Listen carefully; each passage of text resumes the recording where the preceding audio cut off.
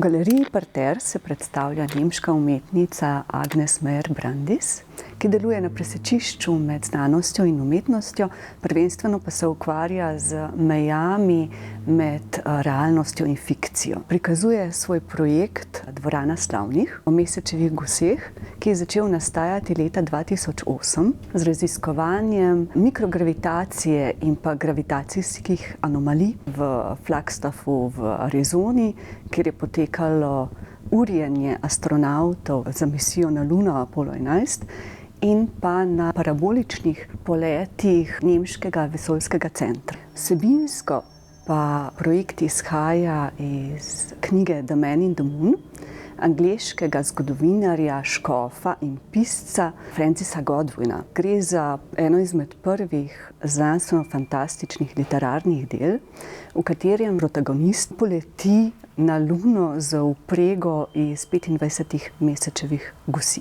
Samo delo je zanimivo tudi zaradi tega, ker zelo nazorno opiše občutek breztežnosti, kar je fascinantno samo po sebi, ker je delo nastalo na začetku 17. stoletja, torej pred 400 leti. Postavitev razstave zajema dokumentarni film, potem inštalacijo z vitrinami, v katerih so originalne jajčne lupine in pa gosja peresa, in pa galerijo portretov. Film Kolonija Mesečevih gosi ob razlagi umetnice in pa odlomkih iz knjige Francisa Godwina prikazuje, kako je na ekološki kmetiji v Abrucih se izleglo 11 gosi, v katere se je umetnica potem po metodah avstrijskega etologa in ornitologa Konrada Lorenza vtisnila kot mati in jih vzgojila v bistvu svojo lastno jato pernatih astronavtk. Potem jih je tudi poimenovala po bolj ali manj znanih imenih iz zgodovine kozmonavtike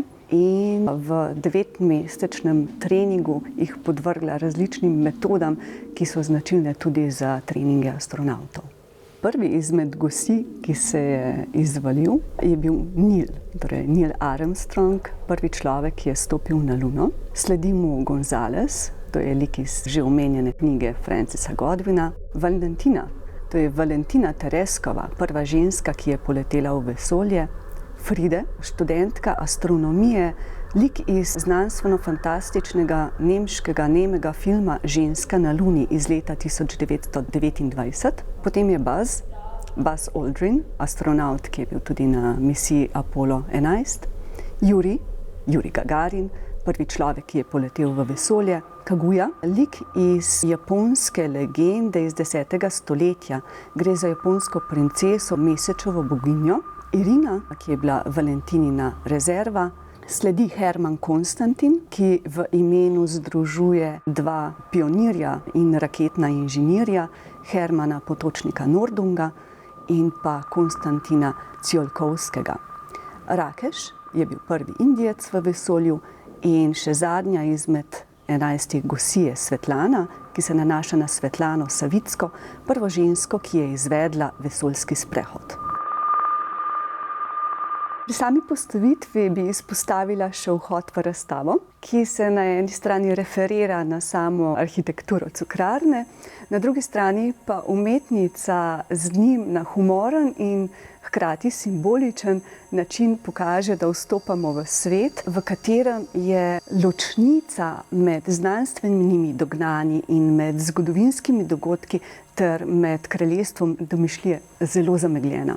Vseh 11 Mesečevih gosi skupaj s svojimi potomci je umetnica naselila v okolju, ki simulira površje Lune, in tam živijo še danes in se pripravljajo na polet na Luno, ki je predviden za leto 2027.